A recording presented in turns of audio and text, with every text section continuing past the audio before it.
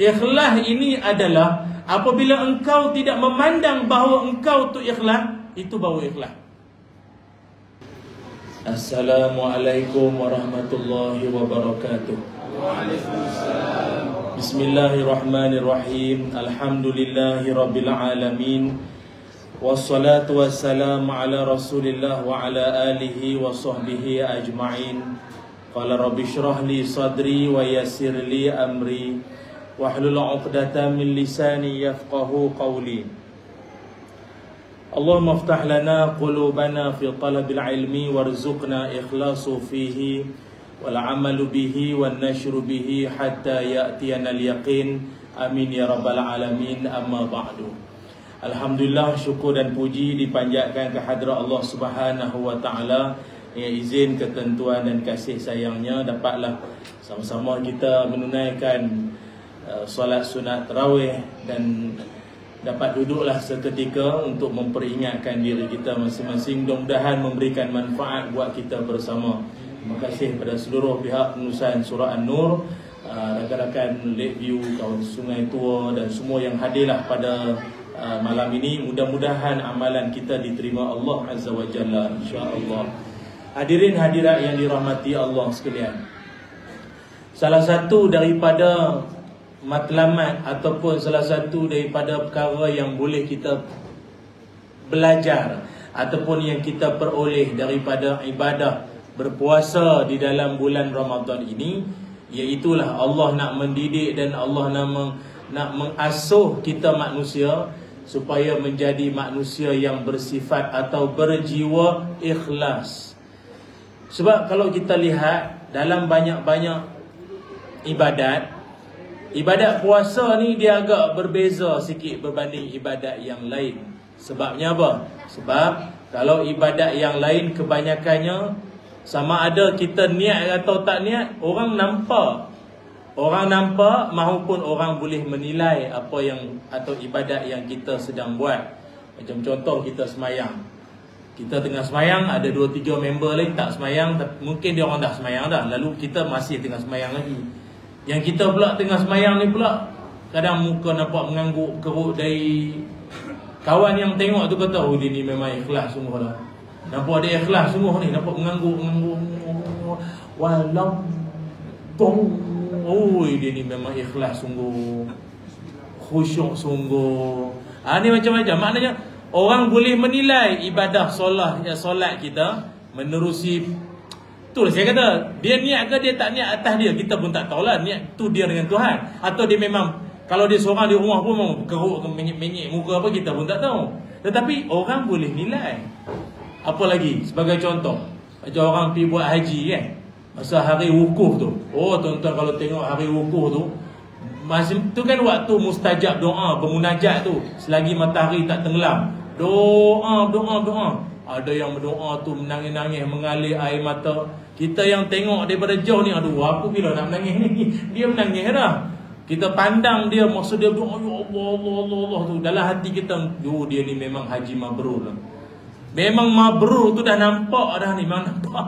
Walaupun tak melontar apa semua lagi kan, hari wukuf tu nampak dah ini memang mabrur dah Pak Haji ni. Nangis, padahal kita pun tak tahu dia menangis ke apa. Pasport hilang apa kita pun tak tahu, boleh jadi. Nangis nampak, kita rasa dia ni mabrur dah. Tapi paling tak boleh lawan masa tengah melontar jamrah tu. Masa melontar tu kan simbolik lah syaitan kat tengah tu. Jadi masa dia melontar tu, dia marah sungguh dengan syaitan tu. Bismillahirrahmanirrahim, Allahu Akbar. Dia marah tu, engkau punya pasal aku subuh pukul 9 pagi. Syaitan ni Allah, dia marah tu. Habis batu-batu sudah lipah, dia ambil selipar payung dia baling. Kita daripada jauh tengok, oh dia ni lagi sekali mabrur punya orang ni. Hari tu hari wukuf dah menangis-nangis ni, mengamuk kat syaitan pula, oh dia ni memang mabrur. Orang boleh tengok. Atau contoh ibadat zakat. Zakat ni pun kita bukan nak menunjuk ke orang, tetapi orang boleh menilai. Nilai setara mana? Dia macam sesama amel ni pun dia ada yang sembang. Sesama dia orang sembang. Zakat fitrah kan, ada yang RM7, ikut jenis beras lah.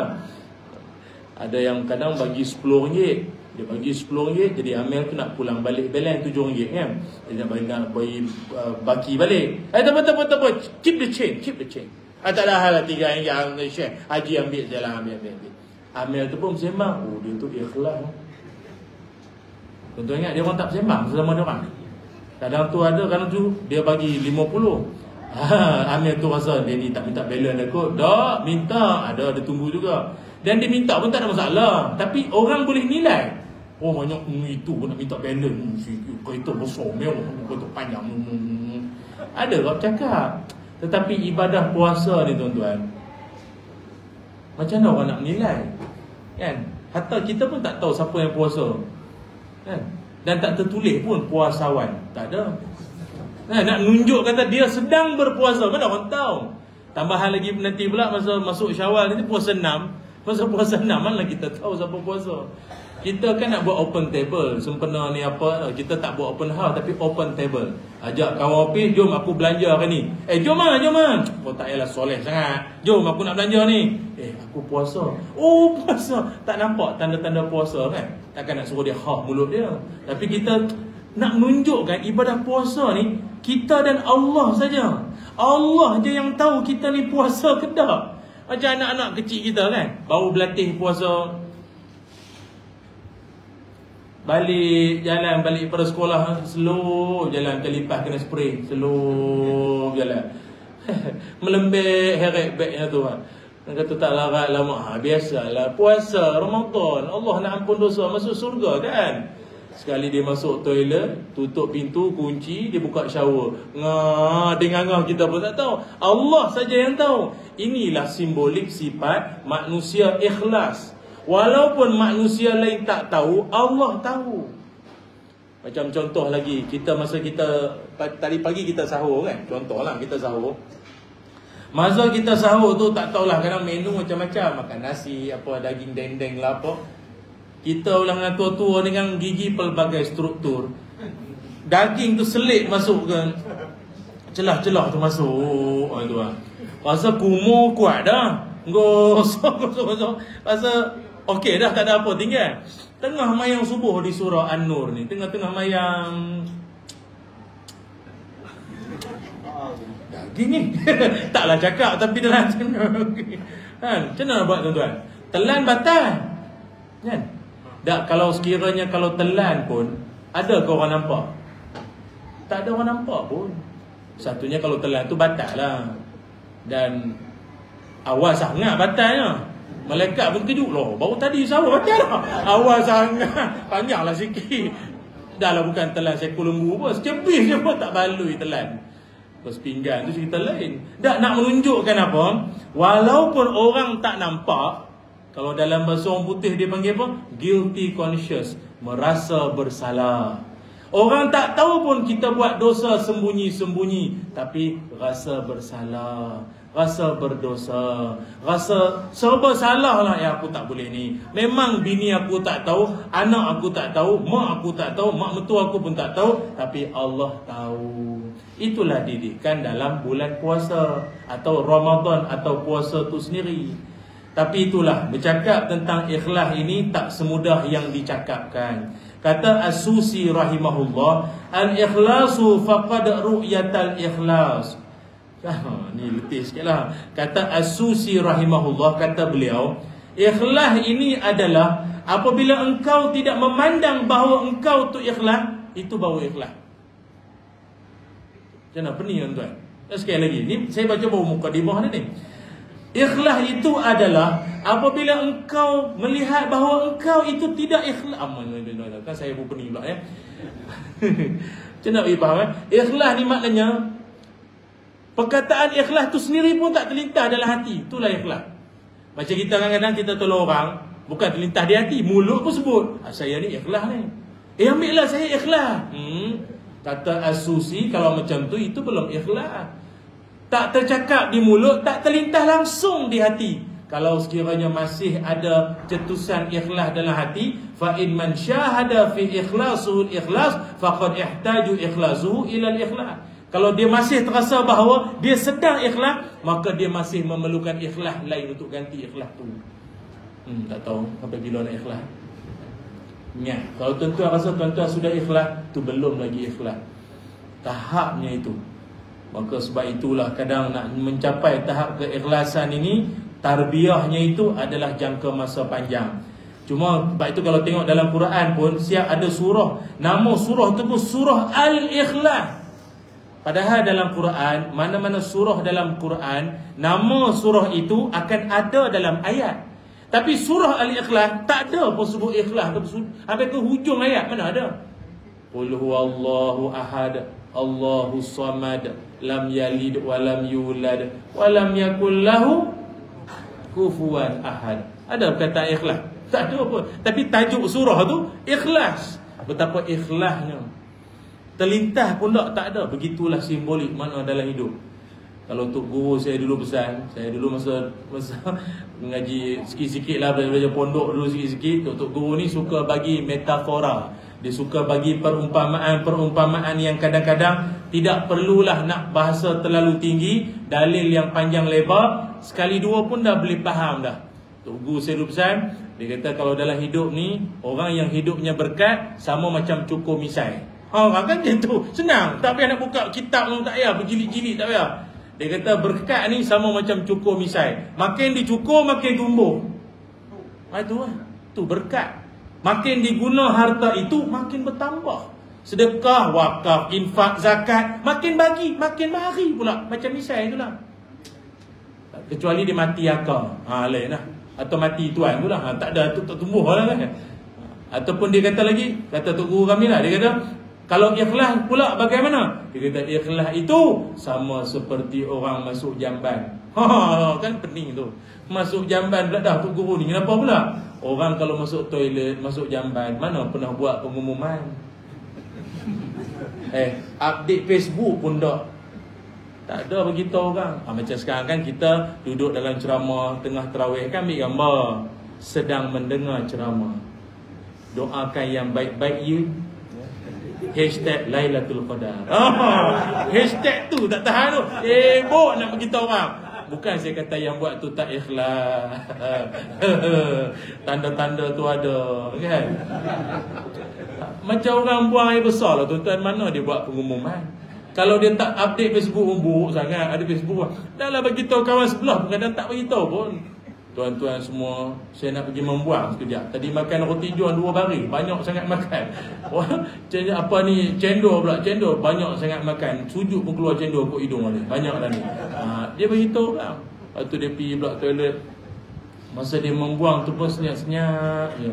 Tambahan pula kalau masa dia membuang tu, dia tahu ada orang kat toilet sebelah. Dia jaga semua. Dia pedor semua. Letupan semua dia jaga. Ujung gentuk tu dia boleh diperhalusi. Dia jaga semua, dia malu. Sekali jatuh cepelum jatuh. Tu dia kapal selam. Dan bila dia selesai pun, dia mari duduk semula secara diam-diam. Begitu ikhlasnya dia. Tak beritahu orang. Tak ada pula dia beritahu member lain, alhamdulillah 2 ketul. Tak ada. Tak ada. Kan contoh tak senonoh dah tu. Kalau dia memang macam tu, dia time-time mengantuk lepas witir memang macam tu, tak payah nak dalil sangat. Itu maknanya. Maknanya apa? Ikhlas sampai setara itu. Tuan-tuan kalau tak faham ikhlas tu apa, bayang masuk jamban tu je lah. Tak pernah sibuk nak beritahu orang, tak kan, kalau boleh malu nak beritahu orang. Malu nak beritahu orang aku pergi membuang tadi. Malu nak beritahu orang kan? Macam ni lah. Orang lain pun tarawih sibuk nak beritahu orang kan? Tapi tak apalah, kadang dia bagi tahu tu mungkin banyak tujuan. Cuma dalam masyarakat kita pula sekarang ni, maklumlah dengan kata orang kebejatan media social media sekarang ni, Facebook, Instagram, YouTube, TikTok dan yang sama waktu dengannya, manusia tidak terlepas daripada bercakap tentang hal-hal orang lain ataupun sedikit sebanyak mula nak mempertikaikan keikhlasan orang lain. Maka benda ni nak kena berhati-hati. Kadang kita rasa kita dah, insya-Allah lah kita sedang berusaha nak ikhlas, tapi orang lain pula dah sibuk nak mempertikaikan keikhlasan kita. Banyak orang macam tu. Sekarang ni dipanggil apa? Sekarang ni zaman apa? Dipanggil poligam. Kalau tambah I di hujung tu, mi tu benda lain pula. Dipanggil poligam. Apa poligam? Politik gambar. Gambar, biarlah gambar berbicara. Orang panggil Sekarang ni kalau buat apa pun dia kena gambar tu. Ada setengah masjid surau, bukannya tak aktif, tapi dah tak pernah diwar-warkan pada orang. Orang pun tak tahu yang surau kita aktif rupanya. Ada jawatan kuasa anak-anak muda jadi apa tu, jaga jalan ke jaga trafik ke apa ni. Orang tak tahu ya. Ambil gambar masuk, baru orang tahu. Banyak majlis-majlis sekarang ni siap bela wartawan pun ada. Bagi tahu update apa yang dia buat semua. Lantak orang cakap riak ke apa. Ini masjid rumah Allah nak riak apa? Kan? Tapi itulah mulut manusia kan. Kadang kita tak habis-habis lah kan. Kita buat amal kebaikan tapi orang lain kata macam-macam. Kata baik ada makna, tiba baik, dandan baik, kan macam tu. Maka kita selaku orang yang beramal ni pula tak payahlah sibuk dengan mulut orang. Mulut orang ni bagi sudah takkan ada penghujungnya. Dia mulut dia, kadang dia mungkin dia rasa tu tanggungjawab dia mempertikaikan orang. Biarlah kerja dia. Kita buat amal kita sudah. Macam contoh ada orang mempertikai. Kalau sedekah-sedekah ni Ustaz, tak payahlah nak mock check besar-besar meja kadang tu. Sumbangan bangsa bagi 10,000 puting beliau 20,000. Ayolah kalau ikhlas sangat transfer QR diam-diam ah. Ayolah beritahu orang sangat dan gitu orang. Saya nak memperbetulkanlah pahaman ni. Kalau tidak tak dibetulkan sudah nanti itu jelah pahaman dia. Kadang ada kan ustaz-ustaz kita ke NGO bantu orang mangsa banjir, gelandangan, duduk bawah jambatan, dan semua itu dirakamkan dan dimuat naik dalam media sosial dan menjadi mata perhatian orang. Kalau ikhlas sangat tak payahlah ambil gambar pergi wartawan pula tu. Kalau ikhlas lah, tak apa masalah kau. Kan kau jadi apa? Kau tolong pun tak kau kan payah. Dengar baik-baik ya. Dalam Quran Allah Subhanahu wa taala kata apa? Yatubadu sadaqati fa ni'mahi wa in tukhfuha wa tu'tuhal fuqara fa huwa khairul lakum, kan? Kata Allah, kalau engkau bagi sumbangan secara diam-diam itu kalau kau bagi sumbangan secara terang-terangan itu bagus.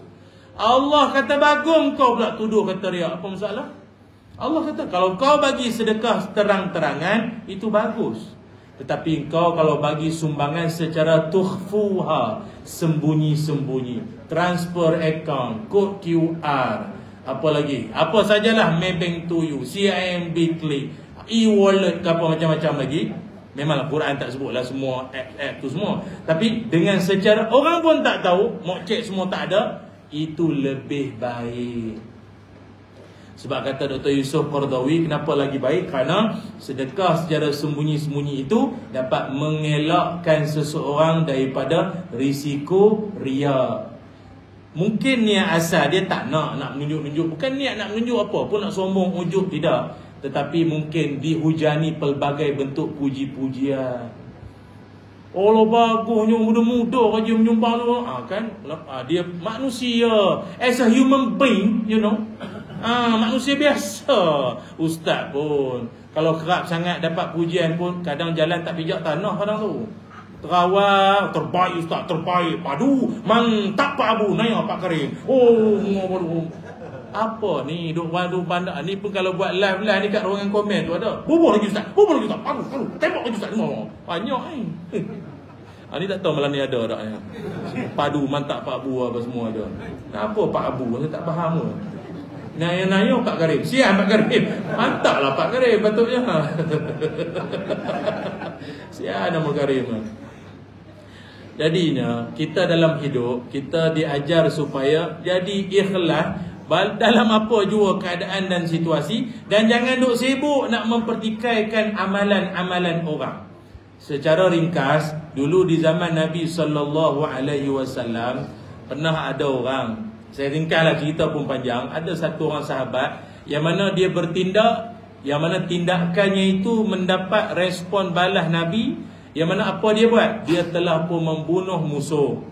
Yalah musuh kan, tapi musuh tersebut bukan musuh biasa-biasa. Dia musuh masa tengah dalam berlawan tu, musuh tersebut telah pun mengungkapkan kalimah syahadah la ilaha illallah. Tapi sahabat tersebut tak mempedulikan kalimah syahadah yang musuh tersebut. Dia pergi bunuh kan. Ikutkan mana boleh bunuh orang tengah bersyahadah, tak boleh. Tapi sahabat tu pergi bunuh juga. Maka apa yang berlaku itu sampailah ke pengetahuan Rasulullah sallallahu alaihi wasallam. Bila sampai ke pengetahuan baginda Nabi, Nabi pun panggil sahabat tersebut dan Nabi pun tanya. Nabi tanya, pasal apa bunuh dia tu? Kenapa? Kata sahabat tersebut, ya Rasul, ni saya bagi mudah faham lah, kita ringkaskan bahasa. Dia mengucap ke dia syahadah tu bukan sebab dia bukannya dia ni sangat pun, sebab dia takut dia kena bunuh nanti. Dia takut dia kena bunuh je, asal dia mengucaplah syahadah dengan harapan dia tak dibunuh. Bila Nabi dengar perkataan tersebut, maka Nabi berpesan, kata Nabi sallallahu alaihi wasallam, Nabi kata apa? Apakah engkau membunuhnya setelah dia mengucapkan la ilaha illallah? Dan adakah engkau telah membelah dada dia, mengetahui menyelongkar ke dalam hati dia? Memang itukah niat sebenar dia? Dan apa engkau nak jawab kalau dia tuntut kalimah la ilaha illallah tu di akhirat nanti? Entah-entah memang betul dia dapat hidayah ke apa dia, memang dia nak masuk Islam time tu ke apa kan? Mana tahu. Sebab itu dalam riwayat yang lain Nabi sallallahu alaihi wasallam sebut, Nabi kata, inni lam awmar an unaqiba an qulubin nas wala asyqa butunahum. Nabi kata, aku tak diperintahkan untuk memeriksa hati orang. Oh, sibuk-sibuk sangat nak tahu hati orang terselit apa dalam hati dia. Dan aku tak diperintahkan untuk belah perut manusia. Dia panggil apa? Hati perut kan? Hati perut. Maknanya sibuk sangat nak tahu dia ni ikhlas ke tak ikhlas ke, nak menunjuk ke, ada makna. Tak ada. Aku tak diperintahkan untuk itu sekalipun. Riwayat Bukhari dan Muslim dan Imam Ahmad. Nak menunjukkan apa? Boleh tak jangan busy body hal hati orang. Dia tak pernah pergi masjid, tak pernah pergi surau, dia pergi, alhamdulillah lah. Dulu masa dia tak pergi, kau sibuk sangat, duk pegang dahi dia, kau ni bila nak pergi rumah Allah ni mesti ramai meninggal ni. Dah dia pergi pula, kau tanya dia pula, lah tu Qadar ke apa? Letih lah buat-buat. Janganlah duk menilai-menilai hati orang. Sebab itu kata Sayyidina Sayyidina Umar Al-Khattab kata, aku kalau tengok satu orang buat perkara kebaikan, maka aku pandang dia baik walaupun niat dia jahat. Kan? Sebab niat tu dia dengan Allah, kita mana tahu. Tetapi kalau satu orang buat jahat, aku tetap pandang dia buruk walau niat dia baik. Itu saja. Maka kita selaku manusia yang tak tahu akan hati budi masing-masing, kita tak tahu ni, dia buat baik, baiklah dia, selesai masalah. Tak payah sampai kadang ada orang suka sangat mikir ke orang. Kan? Sebab itu tuan-tuan, kalau dalam hidup ada orang mengumpat, mengutuk, cakap belakang, tuan-tuan kena terima kasih dengan dia. Pasal dia sudi fikir pasal kita. Dia pun masalah banyak, sanggup fikir, dan dia bincangkan kita pula dalam grup WhatsApp. Kan? Tak faham saya ulang balik. Kan? Memang ada orang macam tu pun. Memang ada orang macam tu. Dia boleh bincang pula dengan suami dia. Abang tahu lah kaki Pak Tanjung. Allah, baiknya member sanggup bincang. Kawan yang masalah ni pun steady saja. Tapi dalam satu situasi yang lain pula, janganlah kita salah faham tentang duk ikhlas ni, kan nanti sampai tak beramal pula. Kata saya tak pergi masjid. Saya bukan tak nak pergi masjid. Mula-mula tu saya ikhlas dah, masa start motor tu. Sampai depan surau tu, dia rasa lain lah. Dia macam satu macam ria, takabur semua mari ya. Pasal saya je yang nampak macam gaya Pak Haji ni. Yang lain mayang pakai t-shirt semua. Saya lain ni. Tu yang saya start motor balik tu. Janganlah macam tu. Dah tu memang tak ada orang mari surau lah. Apa sudah, janganlah macam tu. Tengah azan, Allahu Akbar. Dalam hati, macam Mekah pula Ustaz. Astaghfirullahaladzim. Ustaz cakap kalau tak ikhlas habis berbaik tak payah beramal. Tuan-tuan, setakat ni jelas azan saya. Janganlah. Janganlah macam tu. Dia minta orang lain, sambung pula tu. Tengah baca Quran, tuan-tuan tadarus kan, tak pernah pun pegang Quran. Quran tu kadang sampai jadi suci dalam debu. Debu. Sebelah bulan sekali baru buka. Jadi baru buka ni, baru Bismillah. Sedap dia, Qori kebangsaan nama. Bismillahirrahmanirrahim. Kawan sebelah cuit, macam Qori. Ini macam apa tadi? Mentak Pak Abu. Qori ya. Awalnya Qori. Sadaqallahul azim. Baca tak boleh. Dia dah puji, dia mari tak ikhlas. Dia dah riak, tak boleh. Riak tak boleh. Tutup balik. Janganlah macam tutup sangat. Memang tak ada siapa pun beramal atas dunia, dan memang setan pun seronok betul. Bagus tak ada siapa beramal. Alasan dia masing-masing tak ikhlas. Tak boleh macam tu. Kata Imam Al-Ghazali rahimahullah, untuk mencapai keikhlasan itu, seseorang itu haruslah menempuh terlebih dahulu penyakit-penyakit hati. Kan? Maknanya kita kan buat amalan, mungkin tak pernah buat, first time buat. Bila pertama kali kita buat, mungkin dia singgah satu perasaan macam-macam dalam hati. Maka ketika dia singgah perasaan itu, lawan saya, lantak je lah, buat. Lama-lama perasaan tersebut akan terhalau pergi. Itu je lah. Macam tuan-tuan kan, kadang kita sedekah, tak ada tabung golek malam ni ya. Biasa ada tabung golek-golek, kadang tabung ngungit-ngungit mari. Kita pun masuk. Masa kita nak masuk tu pula, orang lain semua kadang yang kepala agung biru kan. Kita ni merah. Lipan bara RM10 lah. Ada semua RM10. Ini RM10. Lambat pula nak masuk tabung tu kan. Macam terselit-selit. Tolong tolak je. Dandan. Dia lambat sikit nak masuk. Kadang kita buat benda tu. Tuan-tuan, bohong kalau dalam hati tak ada perasaan apa-apa. Buat benda yang orang lain tak buat, kita buat, dia ada lain rasa. Sikit sebanyak dia ada rasa. Tuan-tuan, dalam perumahan tuan-tuan, sederet rumah tuan-tuan tu, yang pergi surau tuan-tuan saja. Yang lain-lain siram pokok, mainkan cucu, tengah merokok lagi. Dia orang pun boleh tanya, mana Haji? Takkan ke dia urut pakai serban jubah semua. Kau punya soalan sempoi ya. Surau, Masya Allah, ahli syurga. Kain salam Tok Imam. Ingatkan kau dia nak pergi masuk ni, kau kain salam Tok Imam pula. Ketika tuan-tuan dipuji atau member jiran semua cakap, Allah baguslah, adalah wakil jiran kita pergi seorang. Kan masuk syurga, jangan lupa member ni. Engkau menggulung rokok siapa lah, ajak masuk syurga. Macam mana? Tak kisahlah. Tapi dalam hati tu dia ada rasa. Tapi percayalah tuan-tuan, mengikut Imam Al-Ghazali, kalau amal tersebut secara istiqamah, bukan istirahat. Istirahat ni macam tuan-tuan sekarang ni. Istiqamah tu secara konsisten, maka lama-kelamaan perasaan yang sikit-sikit ada macam nak menunjuk riak tu akan terhalau pergi. Macam Tok Bilal kampung. Tuan-tuan ingat kan, kampung kita kan ada Tok Bilal lama-lama suara veteran. Jenis azan macam azan Semerah Padi tu. Dengung ya. Kadang tu wawat tawawat tawawat. Ni kita ada Pak Haji tu, kampung kita ada meninggal, ada hidup lagi. Wawat. Itu suka dia yang wak tu. Tanya dia, pakcik memang minat Donald Duck apa cik? Banyak uat yang banyak. Dah lah, Tok Bilal kampung. Kalau dia mula-mula azan dulu, masa mikrofon baru rasmi dengan Yang Berhormat, saya ingat mungkin dia ada perasaan juga tu. Suara tu bergema sekampung. Dia pula lembu dia pun, ini suara tuan aku ni. Dia ada rasa time tu. Dia ada rasa. Ini lain ni. Tapi bayangkan Pak Haji yang sama, Tok Bilal tu, 30 tahun dia azan. Agak-agak dia riak lagi lah. Letih nak riak hari-hari tak ada lah. 30 tahun takkan nak riak setiap hari, tak ada lah. Dia sudah jadi amalan. Sampai satu tahap, kalau dia tak buat tu, dia rasa macam ada yang tak kena rasa. Macam tuan-tuan lah, muka jenis datang surau, balik kampung pun cari majlis surau ni. Muka jenis suka majlis ilmu, pergi mana pun sama jenis ni. Jenis suka semayang jemaah, RNR pun dia ajak member Bangla tu komen. Baik, sudah semayang, sudah. Belum. Sini. Dia ajak bye-bye tu pun jadi member dia semua. Semayang sekali lah. Itu tanda dia. Tapi itulah kan, setengah orang kalau dia tak faham, ada je persoalan dia tu. Dah tu Ustaz, kalau orang tu ikhlas ibadat, tak payahlah tunjuk ke orang. Ibadat ni sembunyi-sembunyi kita seorang-seorang dah lah. Tok Guru mana kau belajar ibadat kena sembunyi?